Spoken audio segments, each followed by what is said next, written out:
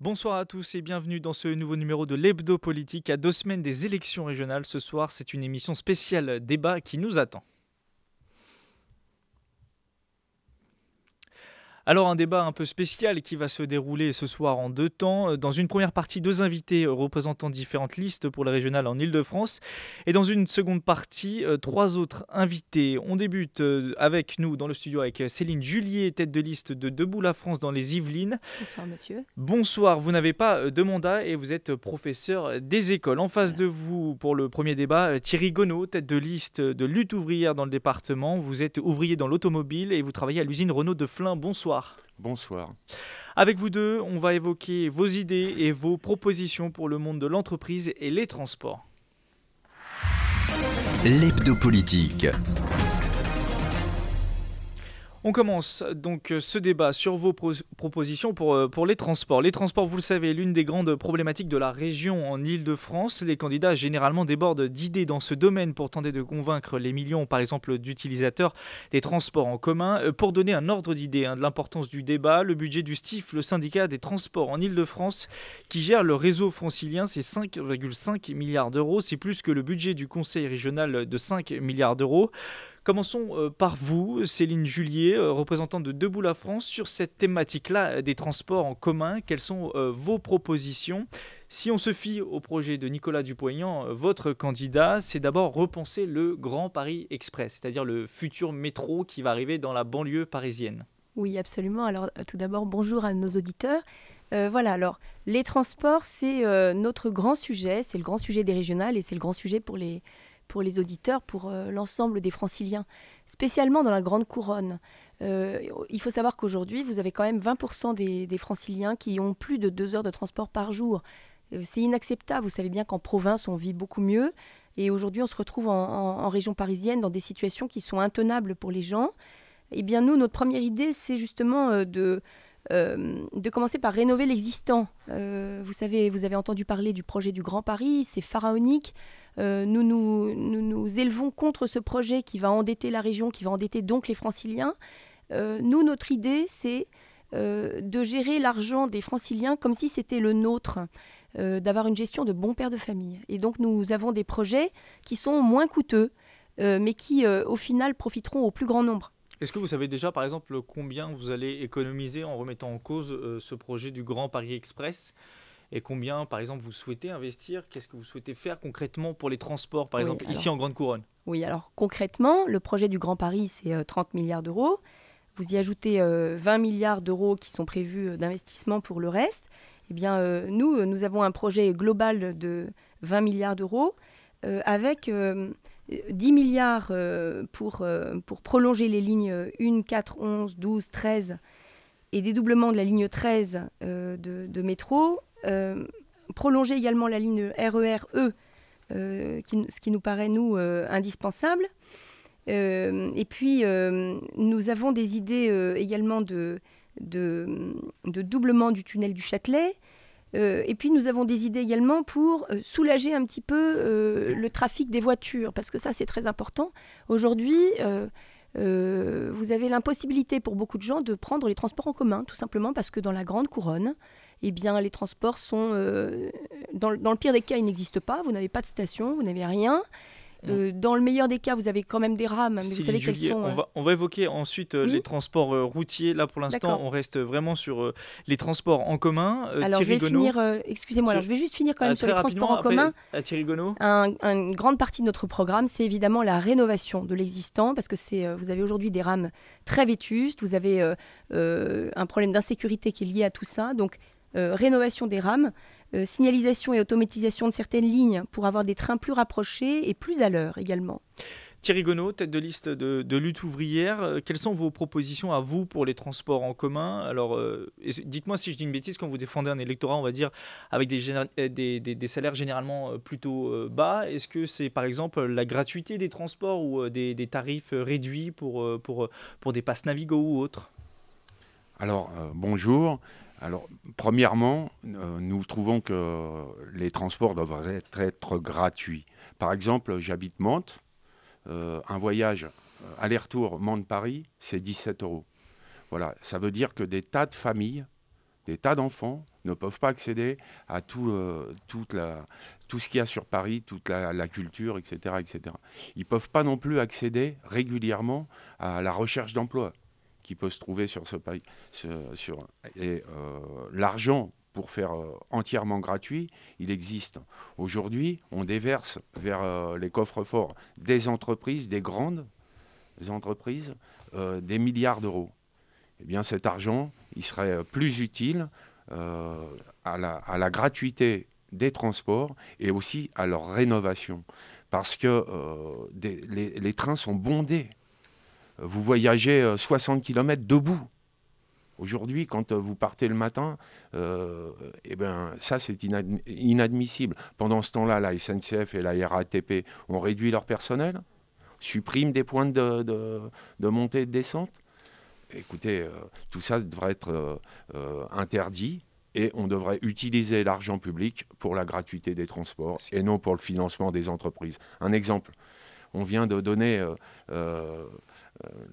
200 et quelques mille euros la région à l'entreprise Renault qui a entièrement payé la robotisation d'une ligne qui permet de supprimer des emplois. Voilà à quoi sert l'argent de la région. Eh bien, c'est un scandale. Sur la question, par exemple, du Grand Paris Express, c'est un projet assez lointain qui va arriver même ici, à Saint-Quentin-en-Yvelines, avec la ligne 18. Là aussi, vous dites que c'est un gâchis d'argent ? Parce que ça peut permettre aussi la mobilité des Franciliens dans la Grande Couronne. Mais qu'on puisse aller partout en Île-de-France sans repasser par Paris, voilà, c'est pas du tout choquant, c'est même ce qui devrait exister. Après, c'est quel coût? À qui on donne les contrats? Est-ce que c'est Bouygues? Est-ce que c'est FH? Est-ce qu'on ne devrait pas faire un grand service de l'État du transport qui s'occupe de l'ensemble de ses finances et pas drainer finalement l'argent public vers les coffres de Bouygues ou d'Eiffage. Sur les transports, la question de la sécurité, vous l'avez rapidement évoqué tout à l'heure, c'est malheureusement un sujet qui fait l'actualité avec les tragiques événements qui sont déroulés à Paris et en banlieue parisienne. Qu'est-ce que, par exemple, sur ce point-là, vous proposez à Debout la France sur la sécurité dans les transports ?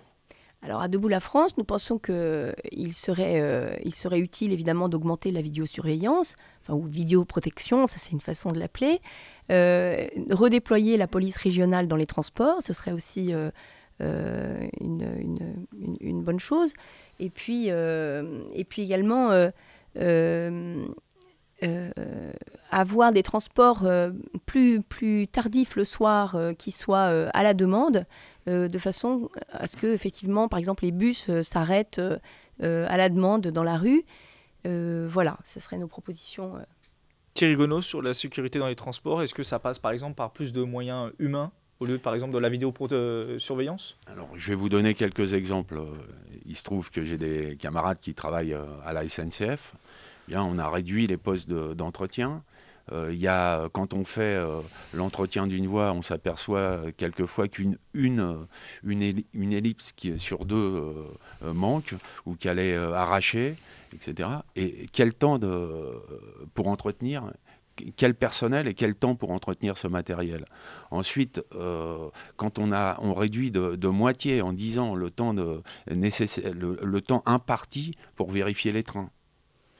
Alors tout ça, ce sont des coupes sombres budgétaires dans les budgets de la SNCF et il faut y remédier. Aujourd'hui, on a besoin de trains qui marchent mieux, de plus de trains qui marchent mieux et qui soient entretenus. Pour ça, il faut embaucher, il faut de l'emploi. Si on aborde maintenant la question, là on était les transports en commun, le transport routier. Alors mardi, on a connu un record historique de bouchons en Île-de-France, 529 km de ralentissement, c'était mardi. Sur cette question-là, la même chose, comment on favorise ce point de vue-là, enfin en tout cas, comment on fait pour réduire ce problème-là, Thierry Gonod? Alors je suis pour développer, je viens de le dire, je crois que je suis pour développer les transports en commun, mais ce n'est pas toujours possible de les prendre. Donc si c'était plus développé, il y aurait moins de gens qui prendraient la voiture. Mais le réseau routier a été construit dans les années 60 autour de Paris pour un trafic routier qui était pas du tout celui d'aujourd'hui. Par exemple, les 3 voies qu'il y a sur le périphérique, il y a 3 voies autour de Toulouse. Bon, vous voyez, Alors que c'est pas le même trafic alors auto. que c'est pas le Routier. même trafic. Bon, il y a du trafic, mais c'est pas le même trafic. Eh bien, effectivement, bah là, il y a encore une fois, hein, c'est une question de moyens, mais les moyens, il faut aller les chercher, mais on y reviendra après. Mais oui, effectivement, les routes doivent être rénovées, élargies et permettre une meilleure circulation et moins de temps de transport. Vous pouvez mettre les gens qui viennent du bout de l'Île-de-France, justement du coin dont on parlait, ils peuvent mettre 2 heures, 2 heures et demie pour atteindre leur lieu de travail. Voilà. Céline Julier, sur cette question-là également, c'est un Alors, cheval de bataille de oui, Nicolas c'est vrai. Dupont-Aignan. Alors, nous avons une idée phare qui serait de rétablir la gratuité des péages routiers autour de Paris pour permettre aux routiers de contourner Paris. Mais ça fait des années que nous le demandons. Nous aurions l'idée de... Alors, nous avons l'intention d'investir 5 milliards d'euros pour décongestionner les axes routiers, spécialement les bouchons les plus saturés. Je pense à Villeneuve-Saint-Georges, je pense à la Croix-Verte dans le 95. Là, vous parlez des bouchons les plus importants. Les bouchons les plus importants, parce que c'est insupportable. Et finalement, les automobilistes sont presque rendus responsables de la situation de saturation du réseau routier, alors qu'en réalité, c'est comme monsieur le disait avec justesse tout à l'heure, d'abord vous avez un réseau qui est vieillissant, un réseau de route vieillissant, qui est inadapté, qui n'est pas assez large, donc ça c'est des travaux qu'il faudrait évidemment envisager. Et puis nous avons essayé de prendre le problème un petit peu d'une autre manière en nous disant, ben voilà, les gens habitent loin de leur travail, ils sont obligés de prendre leur voiture, c'est un plaisir pour personne. Donc le matraquage des automobilistes, finalement, c'est très injuste parce que les automobilistes, finalement, sont victimes de la politique menée depuis des années sur les transports, avec des choses qui n'ont pas été faites. Donc le matraquage fiscal, nous disons, ça suffit. Les places de parking qui coûtent les yeux de la tête, nous disons, ça suffit. Et puis, il y aurait éventuellement une autre façon de prendre le problème, ce serait de permettre aux gens de travailler plus près de chez eux et donc d'aider les entreprises du cœur de Paris et de la première couronne à partir vers la grande couronne. Et ça peut se favoriser. Ça peut se favoriser fiscalement, ça peut se favoriser en étendant les réseaux de fibre optique Internet, ça peut se favoriser en aidant les communes à accueillir les entreprises qui souhaitent déménager, en réduisant la taxe notamment de création de bureaux pour les entreprises qui souhaitent aller dans des endroits où vous avez un taux d'emploi qui est assez faible. Donc, ça serait peut-être ça, finalement, la voie d'avenir pour la région Île-de-France. Thierry Gonneau, vous voulez rebondir là-dessus précisément ? Oui, je voudrais pas là-dessus précisément. Je voudrais revenir aussi sur une mesure qui nous fait hérisser le poil. Quand vous dites que vous allez taxer les véhicules les plus polluants, voilà, c'est une autre manière de dire que vous allez taxer les pauvres. Parce que celui qui a le moyen de se payer un véhicule en état, il le fait. Personne n'a envie de rouler dans une vieille voiture qui coûte cher. Et qui, vous rebondissez aux propositions, par exemple, de la maire de Paris, d'Anne Hidalgo, d'interdire le diesel ? Par exemple, de la droite aussi. Et simplement, avec des salaires qui tournent autour du SMIC, des salaires à temps partiel qui sont inférieurs au SMIC, on ne peut pas exiger des gens qu'ils achètent des véhicules neufs. Bon, alors il faut augmenter les salaires et les pensions également. Parlons désormais développement économique. Vous avez parlé des entreprises rapidement. La région Île-de-France, c'est la région la plus riche de France. Près de 30% du PIB national, 40% des investissements étrangers, plus de 4 millions d'emplois dans le secteur privé et un chômage qui a augmenté ces dernières années assez légèrement comparé à la tendance nationale. On est à 8,8% au deuxième trimestre 2015 selon des chiffres de l'INSEE. Thierry Gonneau, à Lutte ouvrière, si on se réfère au site internet de votre candidate, il est inscrit interdire les licenciements et lutter contre la baisse des salaires. Est-ce que par exemple interdire les licenciements, c'est quelque chose qu'on peut concrètement aujourd'hui en France mettre en place et surtout en Île-de-France, dans une région comme l'Île-de-France ? Bien, écoutez, je crois effectivement qu'on peut interdire les licenciements aujourd'hui. Parce que alors, il y a des mesures, dont celle-là que vous avez citée, mais il y en a une autre qui va avec. C'est l'ouverture des livres de compte des entreprises et la fin du secret bancaire et commercial. Si vous ça, c'est pour lutter contre le chômage, par exemple ? Si vous mettiez un terme au secret bancaire et commercial, vous verriez que les entreprises qui licencient ne sont jamais obligées de le faire. Que vous verriez où est allé l'argent des groupes principaux, de leurs filiales, des banques, et vous verriez que l'argent il a pas disparu pour tout le monde.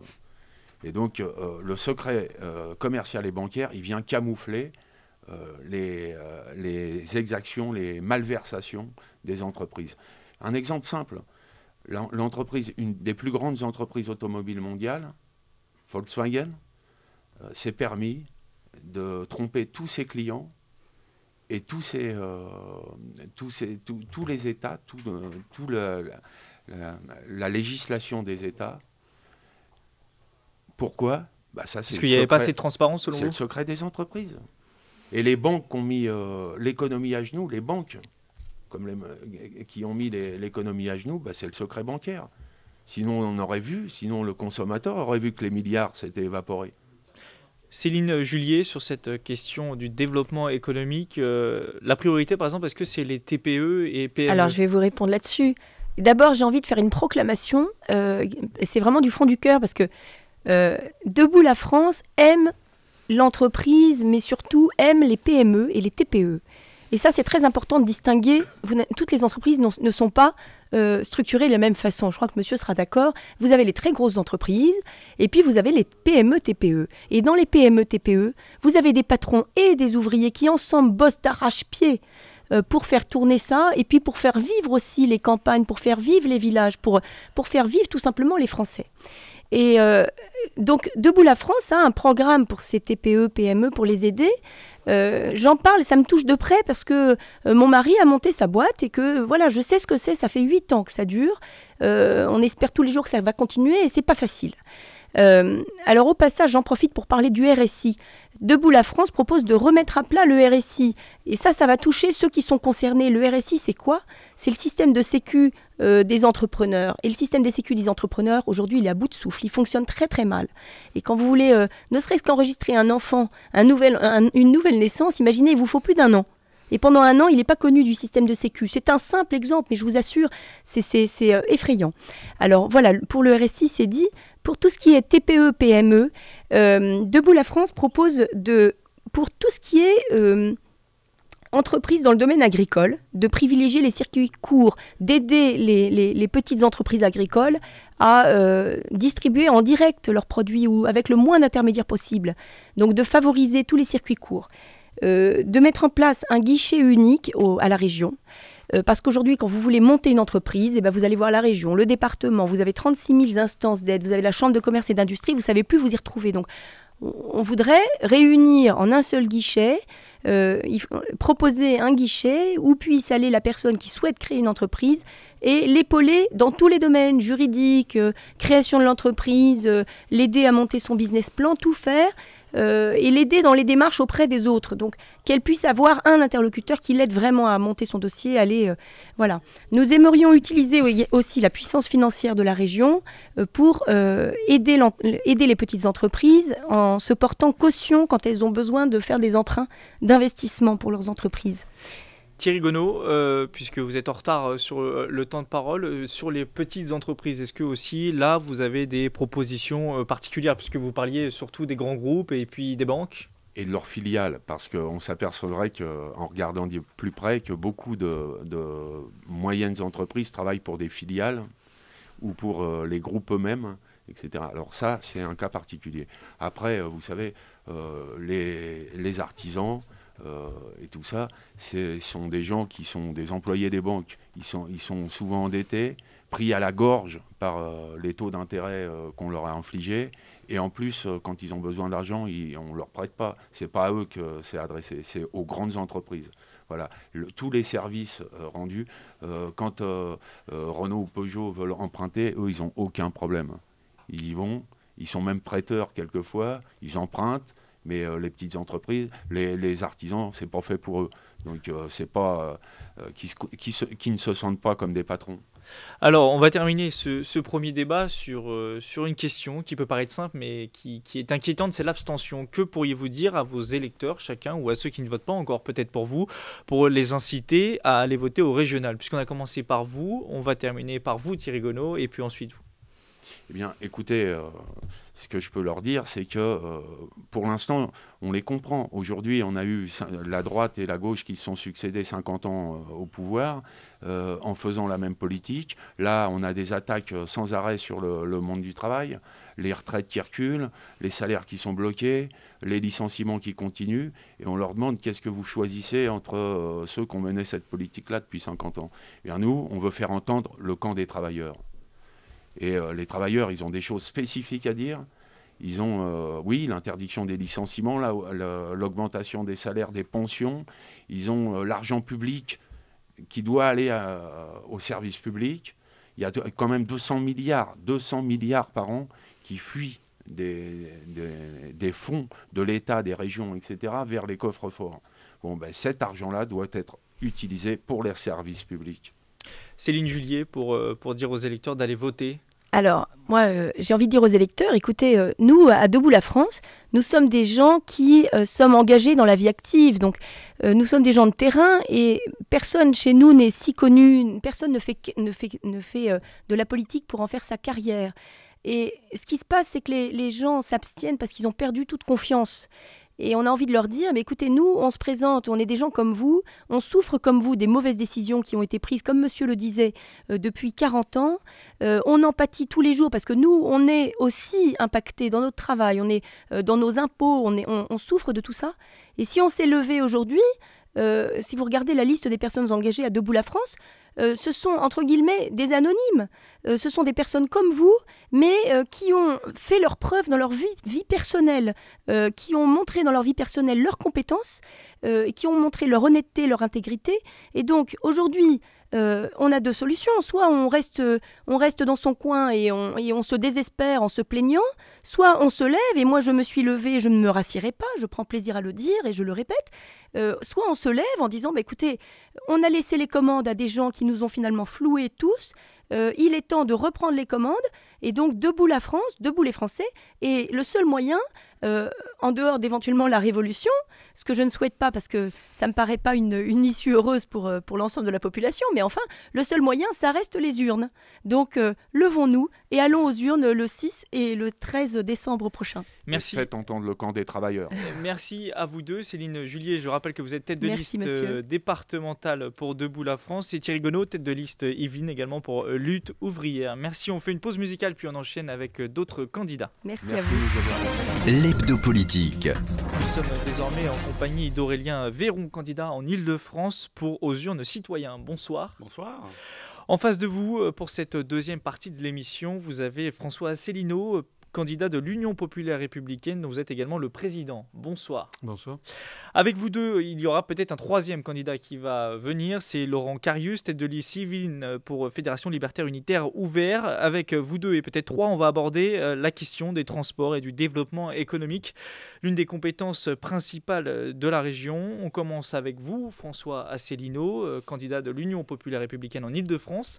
Quelles sont vos positions sur cette problématique des transports en Île-de-France, l'une des problématiques les plus importantes, on le sait. On a battu mardi un record de bouchons en Île-de-France avec 529 km de bouchons en Île-de-France. Alors, comme je vous l'ai dit avant cette émission, ce n'est pas le sujet qui intéresse les électeurs. Les électeurs, d'ailleurs c'est tellement vrai que le soir de dimanche 6 décembre à 20h15, sur toutes les chaînes de télévision, toutes les chaînes de radio, plus personne ne parlera des programmes régionaux. La seule chose qui comptera, c'est qu'est-ce que les électeurs ont voulu envoyer comme message. En d'autres termes, les gens qui s'apprêtent à voter pour le Parti socialiste ne le font pas sur le programme du Parti socialiste concernant les transports.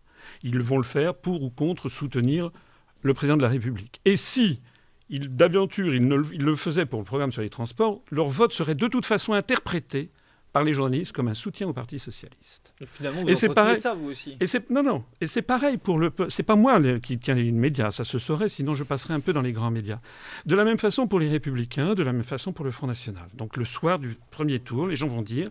Est-ce que les Français soutiennent la politique gouvernementale, notamment en matière de politique internationale, en matière de politique étrangère, en matière de mesures sécuritaires? C'est de ça qui va être question. Ce qui veut dire qu'aujourd'hui, vous n'avez pas, par exemple, de proposition précise pour les transports. Bien sûr, on a un programme tout à fait précis. Je renvoie les électeurs. Peut-être évoquer Non, parce que c'est vraiment un sujet tout à fait subalterne. Ce qui est beaucoup plus grave, si vous voulez, c'est ce qui se passe en ce moment en France.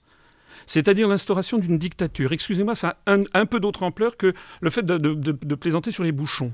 Bien sûr, je suis comme tout le monde, je suis contre les bouchons. Je voudrais qu'il y ait une plus grande fréquence de RER A. Est-ce que vous avez des idées, par exemple, pour non, mais résoudre ces problèmes-là? attendez. Est-ce que vous imaginez ce qui se passe? Nous sommes en ce moment en train d'assister à la mise en place d'une dictature en France. Actuellement, au motif qu'il y a eu un attentat épouvantable, des attaques épouvantables qui ont eu lieu à Paris, et je suis le premier à être ému par ces affaires, je connais quelqu'un qui est décédé là-dedans. Sur ce motif-là, la campagne électorale a été supprimée. Nous n'avons pas accès aux médias de grande diffusion. Des radios entières ont décidé de ne plus faire campagne. Moi, on me supprime mes réunions publiques.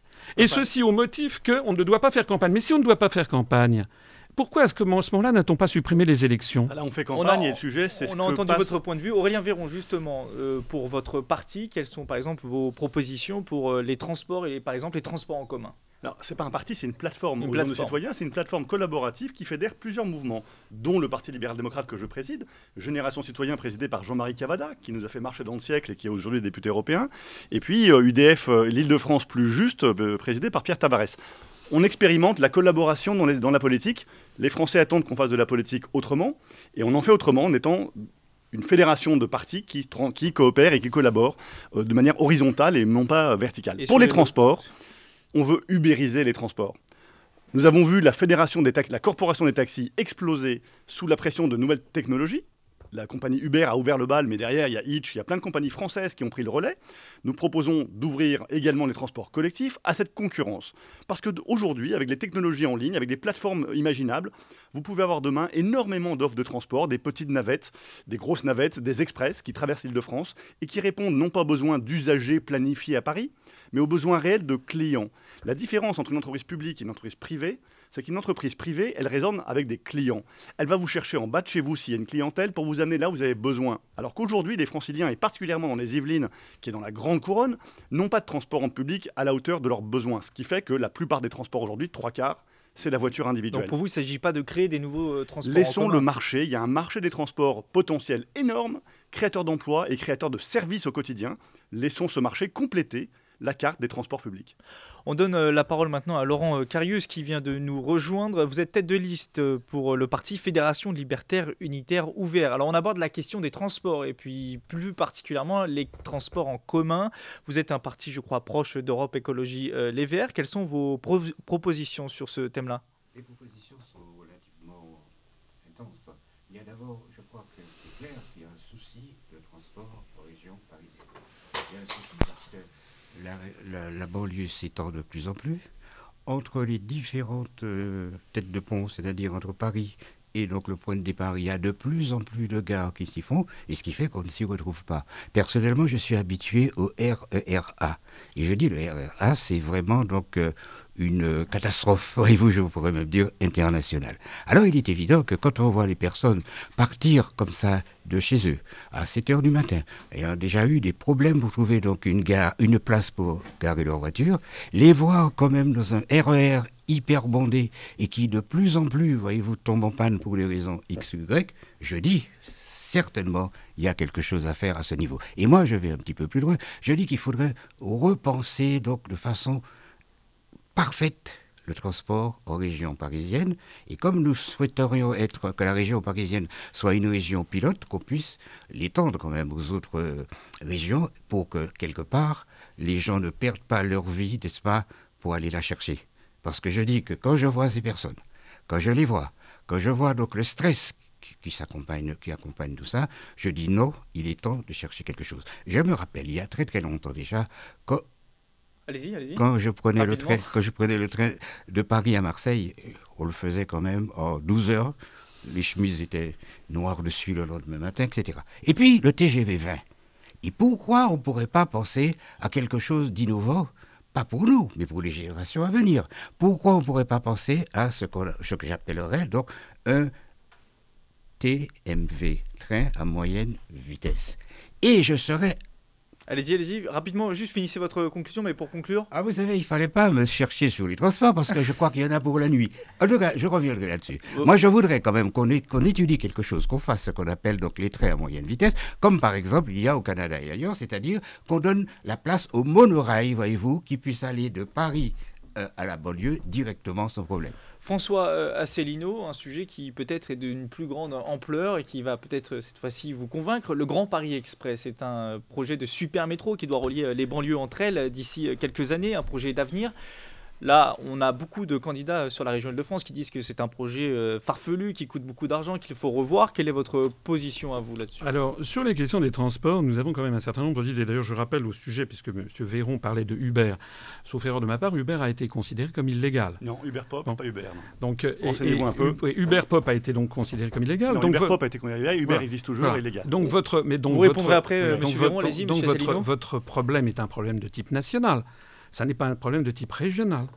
Donc là aussi, quand on évoque... il faut être sérieux. Vous dites que c'est un problème national, mais pas oui, régional. C'est comme lorsque le Front National va parler d'immigration, par exemple pour ces élections régionales, ça n'est pas dans le pouvoir des régions.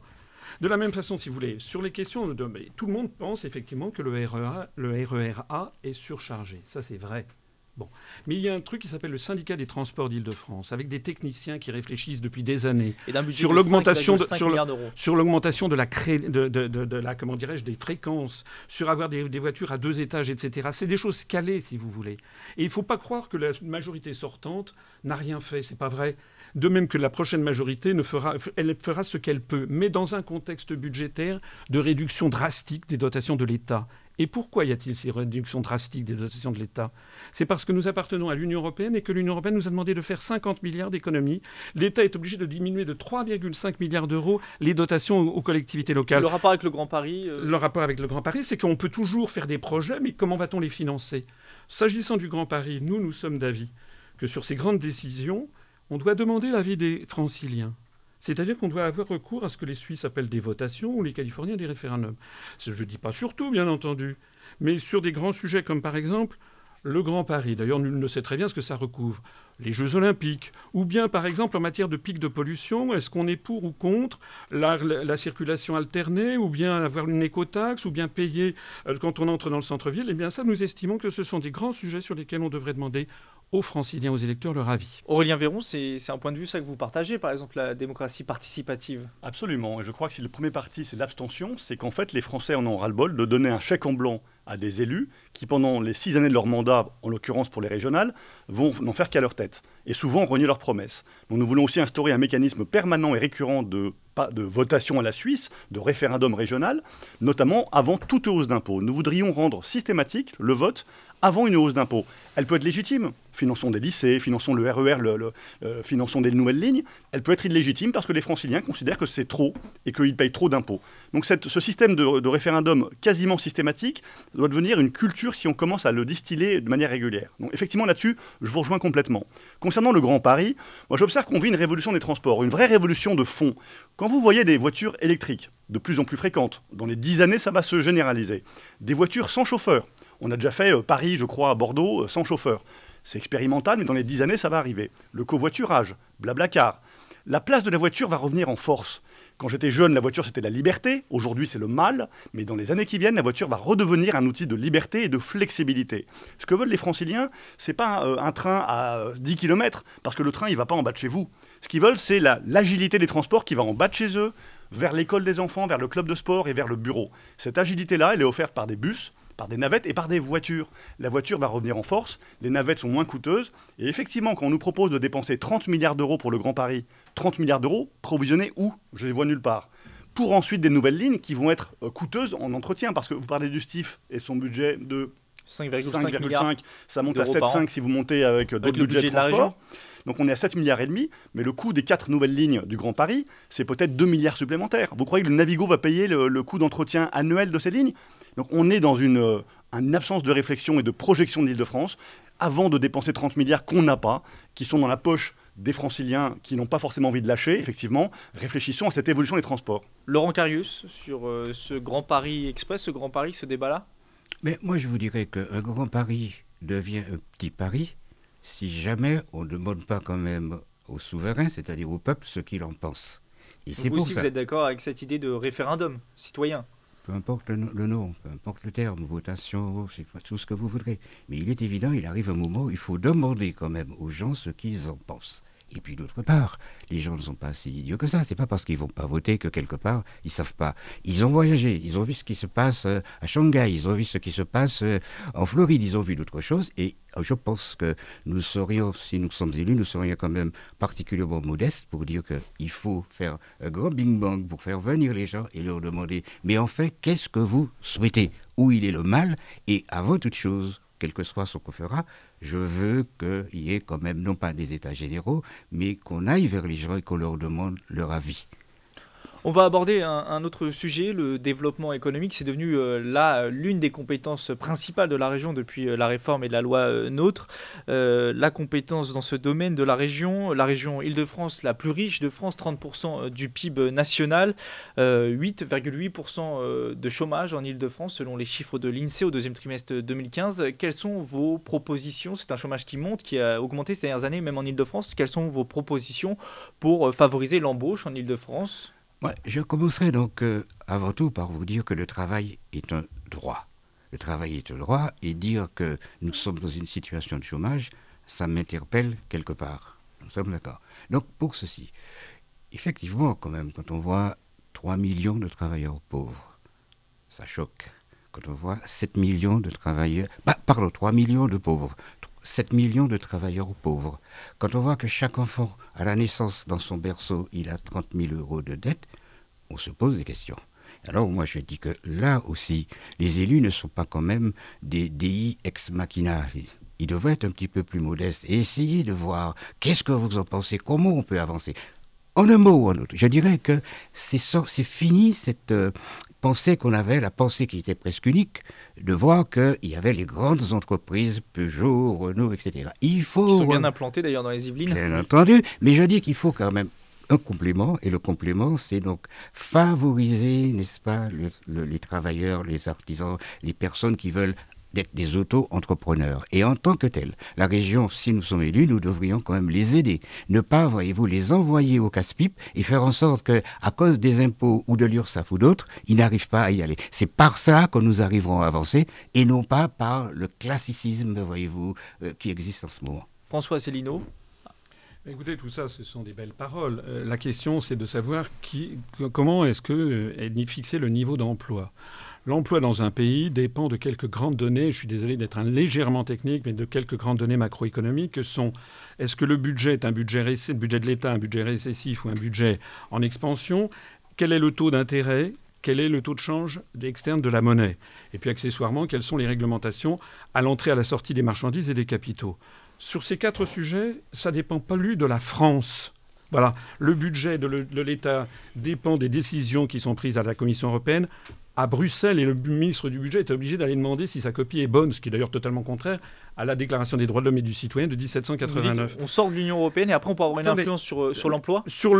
Bien entendu. Alors tout le monde sait que on a donné, c'est comme le ministre de l'Emploi, si vous voulez, il ne sert à rien en fait en France. Il est là pour commander des statistiques qui lui échappent. Tous les leviers de commande ont été transférés à la Banque centrale européenne à Francfort ou bien à la Commission européenne à Bruxelles, et par les traités européens. On ne peut même plus lutter contre les délocalisations, par exemple. C'est l'article 63 du traité sur le fonctionnement de l'Union européenne qui interdit tout contrôle sur les mouvements de capitaux. On sort de ces institutions-là. Très rapidement, comment on fait alors imaginons. Non, mais attendez. Nous nous présentons à ces élections pour dire aux Français, aux Franciliens en particulier, mais nous sommes présents dans 13 régions en France. Nous sommes là, nous présentons 1971 candidates et candidats. C'est un scandale que nous ne soyons jamais sur les grands médias nationaux. C'est pour créer un mouvement. Nous sommes là pour dire aux Français la réalité. La réalité des choses, c'est qu'ils votent pour n'importe qui, pour ces élections régionales, ça ne changera pas le niveau de l'emploi parce que ça ne dépend pas d'eux. Nous sommes là pour le leur dire. On leur fait d'autres propositions. On est là, bien entendu. Nous avons, comme tout le monde, un programme. On essaye d'aider les artisans, d'aider les TPE, d'aider les PME. Mais ça ne changera pas de façon substantielle le niveau du chômage qui découle de grandes données macroéconomiques qui ont été retirées aux Français. On est donc là pour expliquer aux Français que la seule vraie solution qui est interdite des grands médias, c'est que la France doit sortir sereinement, posément et juridiquement de l'Union européenne et de l'euro par l'article 50 du traité de l'Union européenne. Aurélien Ferron, est-ce que vous pensez aussi que la région n'a pas de moyens d'activer des manettes pour l'emploi en Île-de-France ? Elle a des leviers, la région Île-de-France a des leviers pour l'emploi.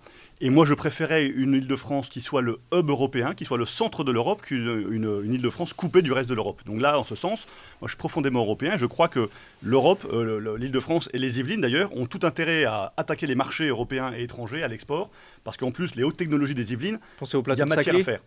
Qui est dans l'Essonne, mais qui travaille très proche avec les Yvelines. Donc on a là des potentiels énormes. Moi, les deux leviers, c'est formation et innovation. Formation, aujourd'hui, l'apprentissage, les formations technologiques professionnelles, la région a un rôle à jouer, à condition de mettre en avant les acteurs qui ont besoin de ces formations, ce sont les entrepreneurs. Il faut absolument que la région arrête de raisonner en bureaucrates repliés sur eux-mêmes, que ce soit dans les transports d'ailleurs ou dans la formation, et mettre les employeurs potentiels à venir pour qu'eux-mêmes définissent les orientations de la formation. La formation, c'est essentiel. Les travailleurs pauvres peu qualifiés, les gens qui doivent se reconvertir quand une usine ferme, tout ce potentiel humain, cette richesse, ce talent inexploité, il peut être exploité si la formation joue son rôle. Et là, c'est la région qui a un rôle à jouer. Deuxième levier, l'innovation. Nous avons 8 clusters identifiés. J'appelle clusters des pôles de compétitivité. Je trouve que c'est un peu barbare. Cluster, c'est un peu plus sexy. Qui sont définis. Il y en a un entre l'Essonne et les Yvelines. Il y en a après dans tous les départements d'Île-de-France. Et les Yvelines sont particulièrement adaptées à ça parce qu'il y a une industrie de pointe dans plusieurs secteurs de santé, technologie électronique. Aéronautique, avec Dassault. Donc il y a vraiment un leadership à prendre dans les Yvelines et dans d'autres départements également. Le rôle que peut jouer la région, c'est plus un rôle de bâtisseur. Je crois qu'aujourd'hui, on est d'accord sur ce point. Les politiques ne sont pas des bâtisseurs, ne sont pas des constructeurs, ce sont des dépensiers, de plus en plus irresponsables d'ailleurs. Ils ont un rôle fondamental qui est de catalyser les énergies, d'être le fertilisateur qui va croiser notamment les chercheurs. Je crois que vous en avez 8000 dans les Yvelines, des chercheurs de haut niveau, mais qui sont coupés du privé. Parce que les chercheurs ont une méfiance, c'est des fonctionnaires qui ont un statut et qui ne savent pas travailler aujourd'hui avec le privé.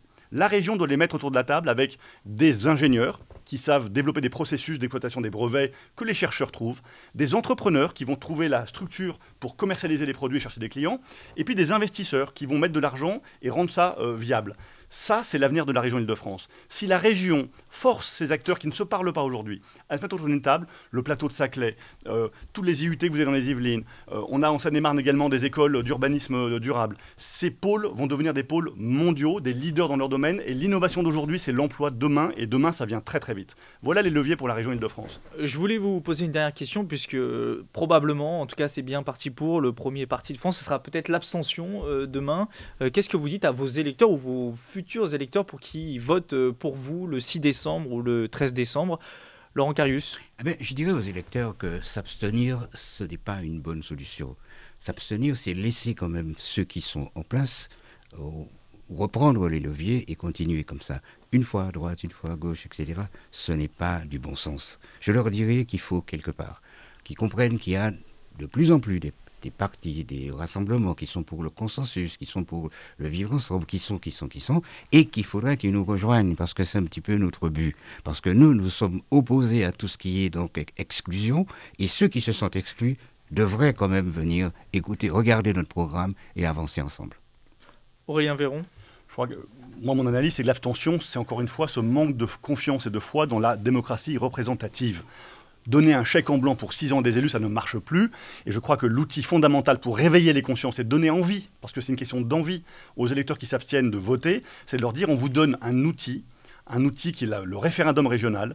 On va y faire appel en permanence pour tous les sujets. Les Jeux Olympiques, comme M. Asselineau l'a rappelé, peut-être des prolongations de lignes de métro et de RER qui ont du sens. On parle de la ligne Éole, on parle de la ligne 14, mais on va vous solliciter et c'est pas la droite, la gauche, c'est pas le Parti libéral-démocrate, c'est pas le PS, c'est pas un parti qui va choisir, c'est vous, citoyens, parce que on va vous rendre cette démocratie continue par un outil continu qui est cette votation régionale. Voilà, donnons envie aux électeurs, non pas de voter pour une fois tous les 6 ans, mais en permanence sur des sujets qui les concernent, impôts, budget, vie au quotidien. François Célineau, pour appeler les électeurs à venir voter. Je dirais aux électeurs que tout parti politique qui se présente devant eux et qui ne parle pas de l'Europe leur ment. Voilà. Parce qu'en réalité, toutes les grandes décisions dans tous les domaines, économiques, social, diplomatiques, militaires, culturels, linguistiques, etc., ont été volées aux Français sous couvert de modernité, transférées à Bruxelles par la Commission européenne, à Francfort à la BCE et à Washington par l'intermédiaire de l'OTAN, même si le siège de l'OTAN est à Bruxelles, tout ça est décidé depuis Washington. Il faut bien comprendre quelque chose que je dirais aussi aux Français, c'est que pour la première fois, ils vont voter pour des élections avec des nouvelles régions qui leur sont imposées, Qui leur impose ces nouvelles régions? Et pas en Île-de-France, mais dans le reste de la France, il y a beaucoup de régions qui ont fusionné. On leur dit qu'on va supprimer les départements. Je conseille à toutes les personnes qui sont intriguées par ça d'aller sur notre site upr.fr et d'aller regarder ma conférence sur les eurorégions ainsi que celle sur qui gouverne la France. Ils vont en apprendre de belles sur les vraies raisons qui sont derrière. L'hebdo politique. Merci à vous trois d'avoir participé à ce débat. François Célineau, candidat de l'Union populaire républicaine. Laurent Carius, tête de liste Yvelines pour Fédération libertaire unitaire ouvert. Et Aurélien Véron, candidat en Ile-de-France pour aux urnes citoyens. La semaine prochaine, nous recevrons Eddie Haidt pour la liste avec Claude Bartolone, une Ile-de-France humaine. Éric Béllingent pour l'Union des démocrates musulmans français, faire ensemble une Ile-de-France qui nous rassemble. Philippe Chevrier de la liste Front National.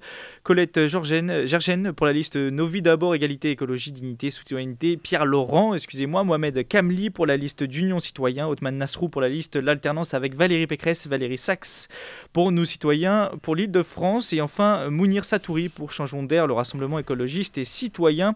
Vous pouvez retrouver cette émission en podcast sur radiosensation.fr. Excellente fin de week-end sur Sensation et bonne semaine à tous.